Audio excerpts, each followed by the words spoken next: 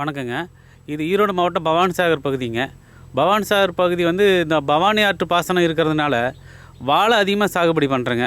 அதில் குறிப்பாக நேந்திரம் வாழை அதிகமாக சாகுபடி பண்ணுறேங்க.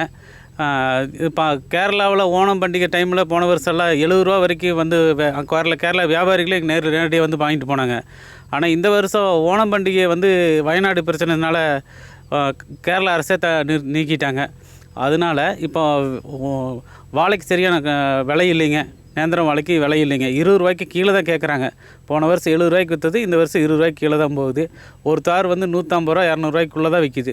நாங்கள் ஒரு வாழைக்கே 300 ரூபாய்க்கு மேலே செலவு பண்ணியிருக்கிறேங்க. அதனால் எங்களுக்கு பெரிய இழப்பு ஏற்படுது. இதனால் அரசாங்கம் வந்து வாழை விவசாயிகளை கணக்கிட்டு எங்களோட இழப்பை வந்து நிவர்த்தி பண்ணால் நல்லா இருக்குதுன்னு நினைக்கிறோம். தமிழக அரசுக்கு அதை நாங்கள் கோரிக்கை வைக்கிறோம்.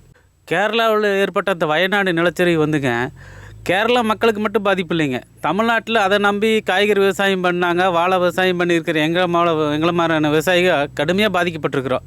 இதை அரசாங்கம் ஒரு கருத்தில் எடுத்துகிட்டு எங்களுக்கு தேவையான உதவிகளை செஞ்சு கொடுத்தா தொடர்ந்து நாங்கள் விவசாயம் பண்ணுறதுக்கு ஒரு துணையாக இருக்குது. அதை தமிழக அரசாங்கம் கருத்தில் எடுத்துக்கணுங்க.